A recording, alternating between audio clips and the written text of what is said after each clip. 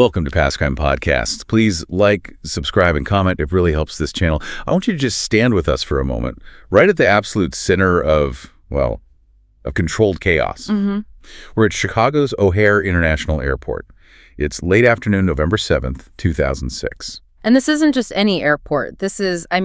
It's the beating heart of North American aviation, one of the busiest, most intensely monitored places on the entire planet. The environment there is just overwhelming. It's this constant symphony of power. You've got the rumble of jet engines, that nonstop radio chatter, all the ground traffic moving in this incredibly choreographed dance. And you have to stress, this is Class B airspace. It's a zone of such high security, such a dense traffic, that basically every single cubic inch of air is supposed to be accounted for. Precision is the baseline. It's the absolute expectation. And on this particular day, the conditions just added another layer. You have this low ceiling of just unbroken gray cloud hanging at about 1,900 feet. So it was just a cold, routine Tuesday. But within a 15-minute window, all that operational precision, that total sense of control was just utterly shattered. Yeah. We're looking into an event that was witnessed by dozens of aviation professionals. I'm talking pilots with thousands of hours, mechanics who can identify a plane by its shadow, ramp supervisors who know every move on that tarmac. And what they saw, it defied every known rule of aerodynamics.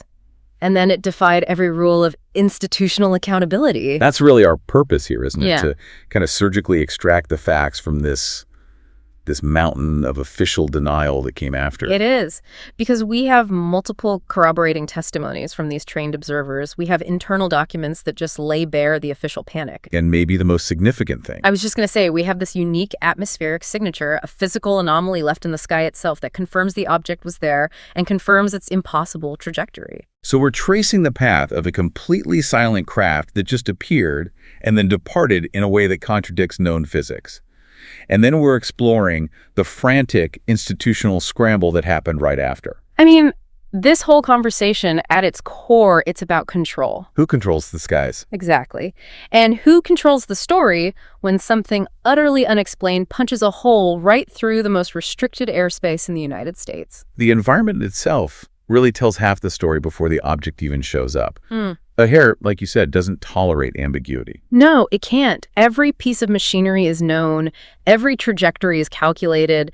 This setting, it removes the easiest excuse for these kinds of phenomena. Which is? Misinterpretation, It was just a weather balloon or someone didn't know what they were looking at. You can't say that here. This was a sophisticated machine operating under constant professional surveillance. Okay, let's unpack the scene. The first critical moments. We're at Gate C17, United's Terminal 1. It's about 4:15 in the afternoon. Right. And you have to understand the specific environment. The operations around a commercial jet they're intricate. There's a veteran ramp worker performing a pre-departure wing walk. Which is a totally routine safety check. Totally routine. This worker isn't just casually looking at the sky.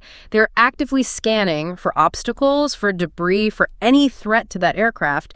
Their attention to detail is, it's highly specialized. And it was during this very focused check that he looks up and sees something that just immediately felt wrong. He saw a dark gray circular object just hovering right below that 1,900-foot cloud base. So with all his training, why couldn't he just write it off? A balloon, a reflection, some kind of military plane he hadn't seen before. Because it failed the most basic test of atmospheric physics. And the sources are unanimous on this point. Its primary characteristic was its absolute impossible stillness. The wind across the airfield that afternoon was cold. It was gusting.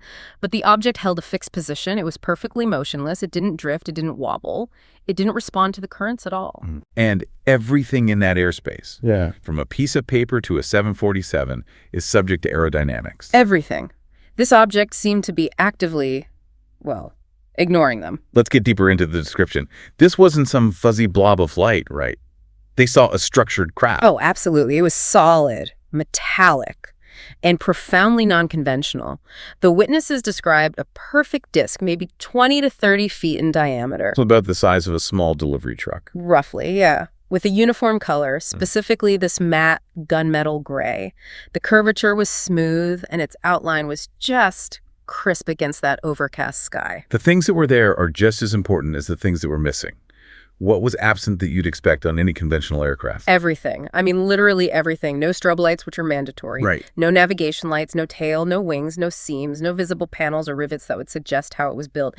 It just looked seamless. And the most unsettling part. The defining absence of sound. Complete and total silence. And to really understand the weight of that, you have to picture O'Hare. Even when the jets are just sitting there, idle, the airport is loud, you have machinery, power units humming, radios buzzing. It's a constant wall of sound. So for an object that size to hold its position at a low altitude and generate zero noise it's just profoundly unnatural in that place. It implies a propulsion system or maybe some kind of station-keeping technology that is completely unknown to us, something that bypasses thrust, displacement, jet power, everything we rely on. And in 2006, the only way a known craft could hover silently was if its engines were off and it was sitting on the ground. Exactly. And this thing was hanging in the sky, just watching the busiest terminal in the country. So the first witness, the ramp worker, he calls over his colleagues. And this isn't just an isolated moment of confusion anymore. No, it escalates. Fast. Within minutes, you have dozens of United employees who are now observers. And this isn't just other ramp crew. Not at all. We're talking veteran pilots waiting for pushback, aircraft maintenance specialists, supervisors who have spent decades managing that exact piece of tarmac. These are not people prone to fantasy. No, their entire careers are built on the rigorous identification of aircraft by silhouette and sound. And their collective descriptions were, well, they were remarkably consistent, which is absolutely crucial for establishing credibility here. So what were the key points everyone agreed on? Matte gunmetal gray, perfectly circular, about 20 to 30 feet wide, and this is the big one, hovering with a stability that seemed to actively contradict the cold, blustery conditions. So that consensus, that's what moves this out of the realm of, say, an optical illusion. It moves it firmly into the territory of a genuine physical aerial presence. A structured physical object was there, no question about it in their minds. Yeah, the shift from just curiosity to genuine alarm, that seems rooted in the perspective of the pilots who saw it. They are trained to be the ultimate skeptics. They are. And the sources say that any initial skepticism they had, the idea that it must be a reflection or some weird weather effect, it just evaporated the moment they saw it. Why? What was it that shattered their professional confidence? Well, pilots rely on this deep internal knowledge base of physics and aeronautics, and when they looked at this craft, they realized it was defying everything they knew. Specifically, it was the stability again. It was the stability. Conventional flight, even really advanced VTOL tech vertical takeoff and landing, it requires constant tiny corrections. A helicopter buzzes and shifts. A Harrier jet is incredibly loud, produces massive heat to stay up. Right, they're fighting gravity every second. They are. This object, though, was described as having a stability unknown in advanced aircraft. It was just fixed, rigid. One pilot apparently said it hovered like it was ignoring gravity or like it was pinned in place by some unseen force. And to a trained aviator, that kind of non-aerodynamic control is the ultimate red flag. It's the ultimate red flag, and it was waving over one of the most secured spots in the entire country. Class B restricted airspace, directly above a packed, active commercial terminal. The mood had to have shifted instantly. Oh, it did. It stopped being a strange curiosity, and it became a profound safety vulnerability. Any unauthorized object in Class B airspace is a major violation. It could lead to catastrophic consequences. So the natural expectation, if this was, say, a military drone or some rogue helicopter, would be for the O'Hare Tower to just light up. Instantly. Declaring an emergency, diverting traffic, probably scrambling security. But that's where we hit this critical paradox. The radio silence. The control tower, with all its complex radar systems, is reporting nothing. This absence of a response is just as critical as the presence of the object. For almost 15 minutes, from about 4.15 to 4.30, dozens of aviation professionals are staring at a large metallic object, and the central control hub is either completely oblivious or it's being intentionally silent. So why, with dozens of eyewitnesses on the ground, did the tower report zero radar returns? I mean, this is the main point skeptics always go back to. And it raises serious questions about the limits of the radar technology they were using back in 2006, at least in that specific environment. Terminal area radar is optimized to track planes with transponders. Right, things that are supposed to be there. Exactly. Things traveling at altitude or on known approach and departure paths. A small, non-transponder object just hovering at 1,900 feet, it could easily fall below the radar's detection threshold. especially if it's made of certain materials. Especially if it had materials designed to minimize reflectivity.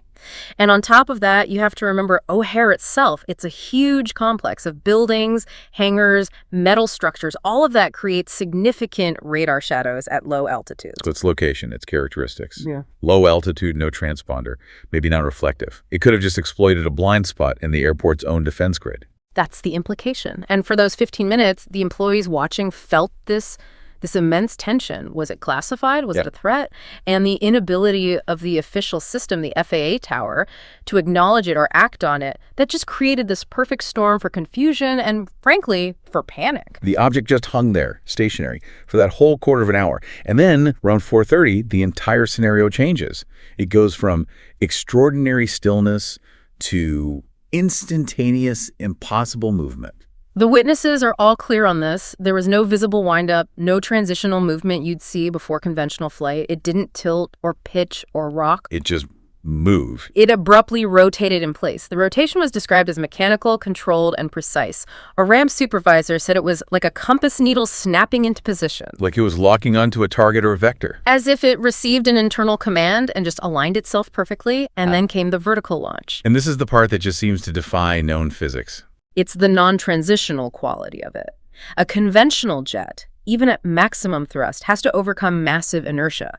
You see the buildup of speed, you hear it, you see the huge exhaust plume. Right. This object just shot straight upward, instantaneously, like a flash. It moved at a speed that these observers, pilots, mechanics had never witnessed. Not in a jet, not in a missile, nothing. I mean, you have to think about the G-forces involved in a maneuver like that. For a physical craft of that size to go from a dead stop to that velocity instantly. Not any known material would be distorted. Any pilot inside would be... Well, they wouldn't survive it. Exactly. The fact that it maintained its rigid shape, its perfect trajectory, while doing something that implies near infinite G-force capacity, it just rules out human piloting and any known structural engineering. Right. It defies Newton's laws as we apply them to flight. And this is what brings us to maybe the single most definitive piece of evidence in this whole event.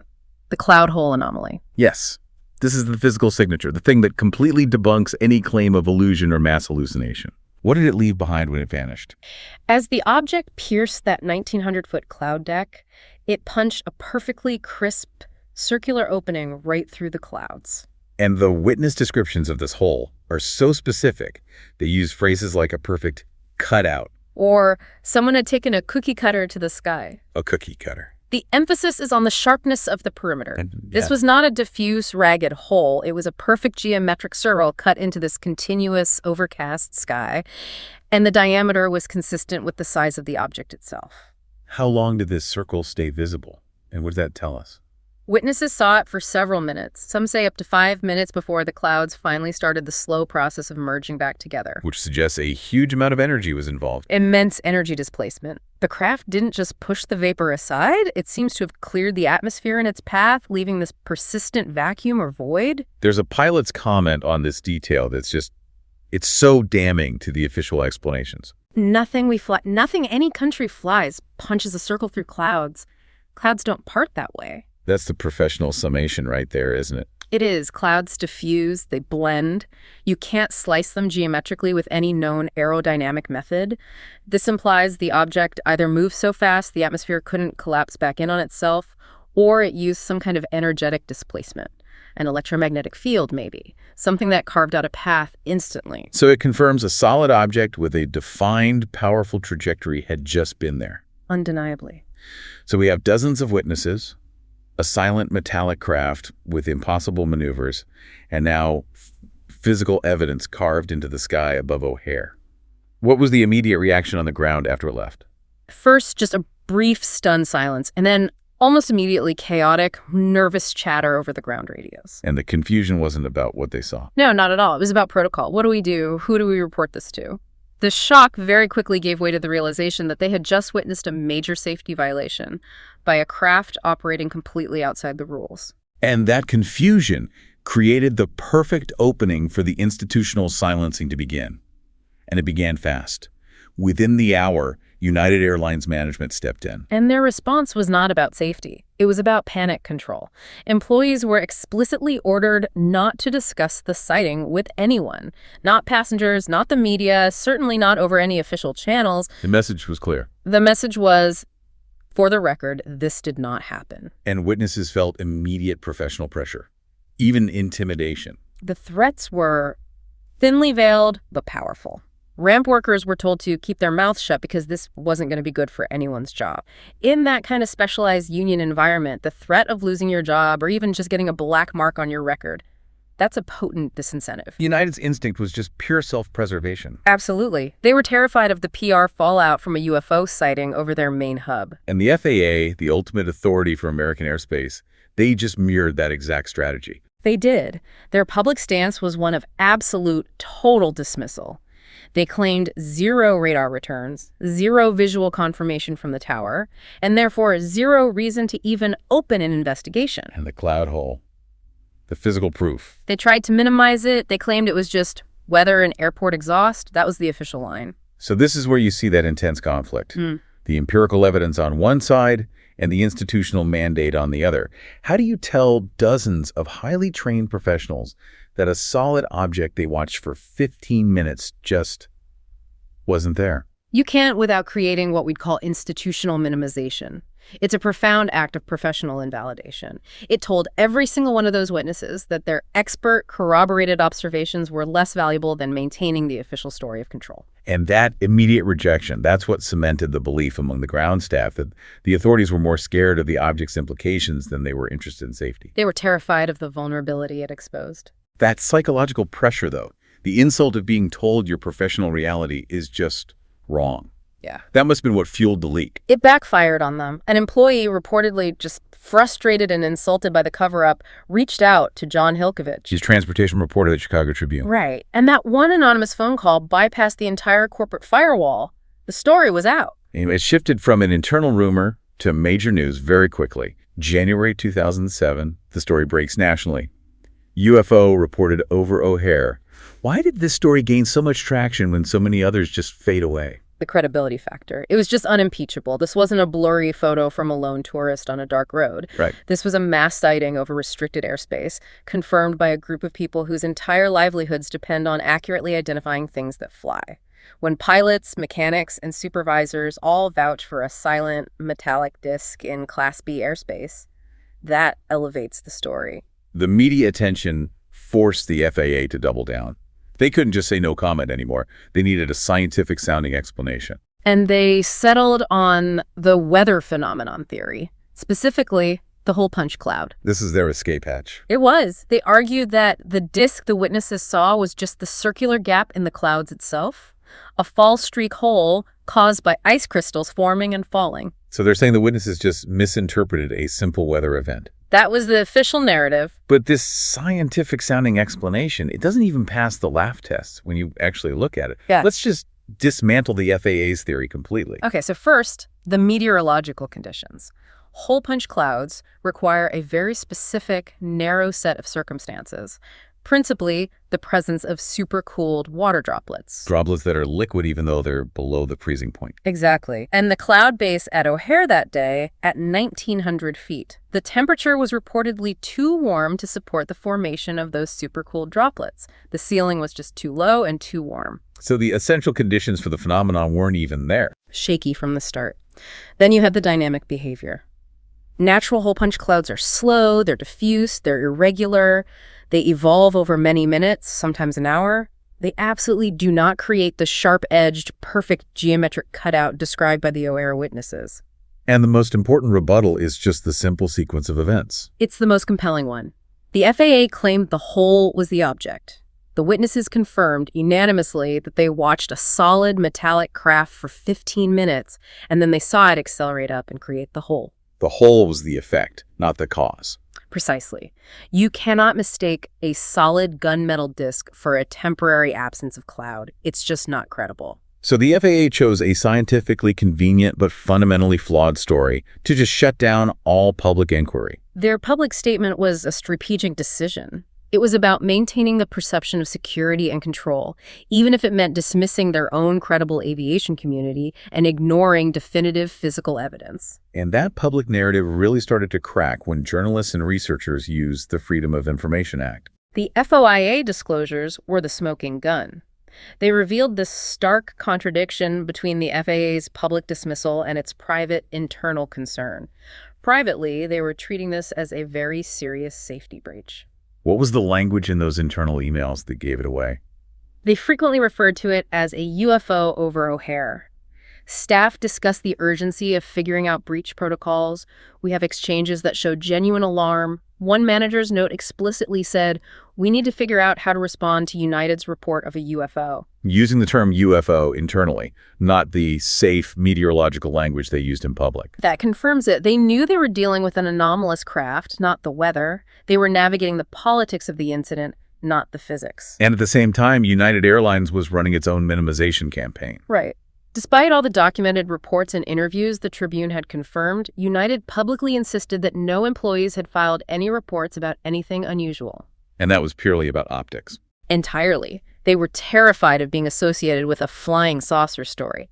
They thought it would damage the brand, make the airline look ridiculous. So for both the FAA, which is responsible for safety, and United, which is responsible for its passengers, the number one priority was protecting their image. Even at the cost of the professional credibility of their own staff.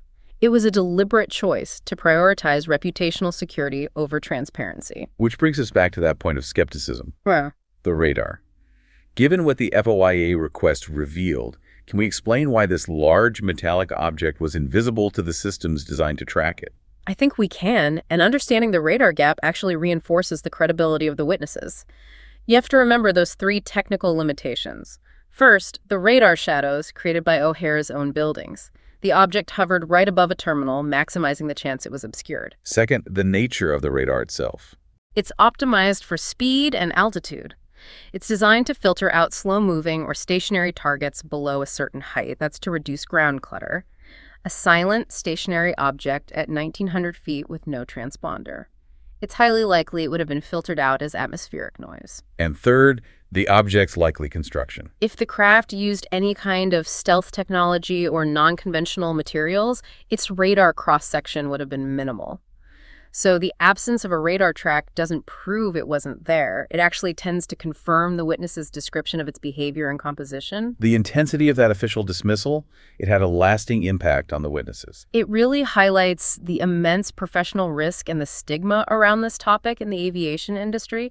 For a pilot or a controller, reporting a UFO is a fast track to trouble. What kind of trouble are we talking about? The standard protocol is a psychological evaluation. That can lead to being grounded, losing your flight medical certificate. It can destroy your career. So the culture trains you to be precise and skeptical, and then punishes you for reporting something that doesn't fit the known framework. Exactly. And that context makes the willingness of the O'Hare witnesses to come forward, even anonymously at first, so powerful.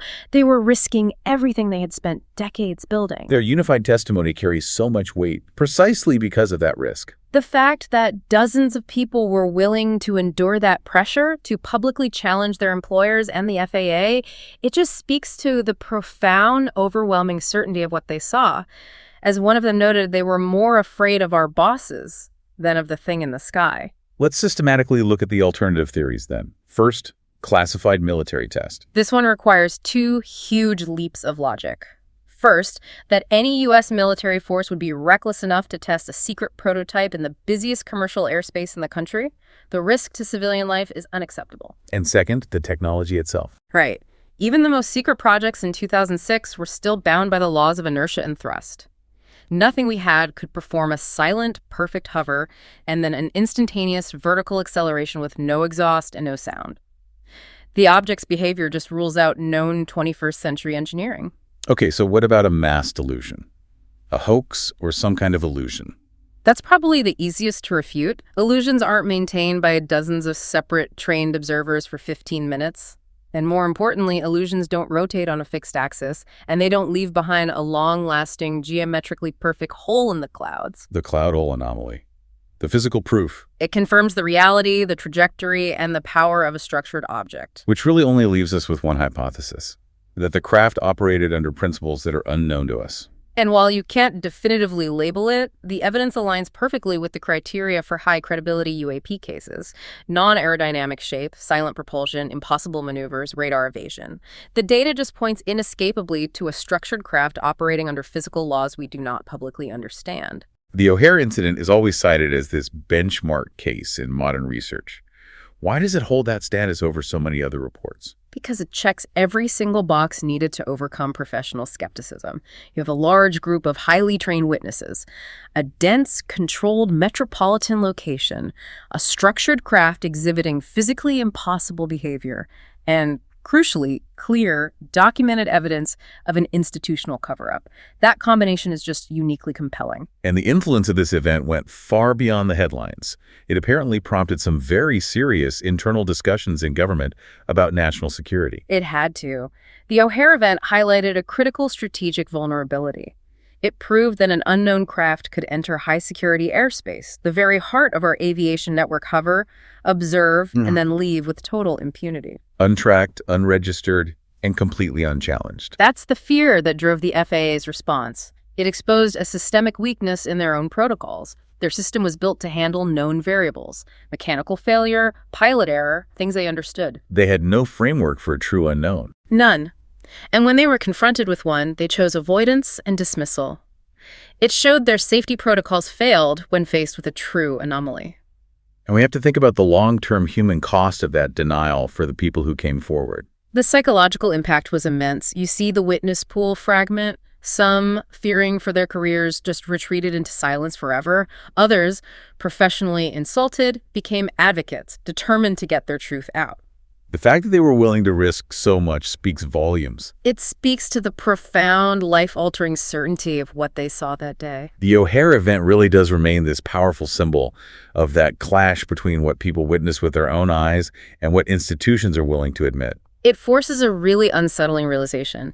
If a silent matte gray disk can just appear over O'Hare, hover, watch, and then leave at impossible speed without a trace, then we have to seriously question the limits of our knowledge and who really maintains control of our own atmosphere. So we're left with these undeniable details from November 7, 2006. Dozens of professionals saw a craft, watched its vertical ascent, and saw a perfect circle cut into the clouds as it left.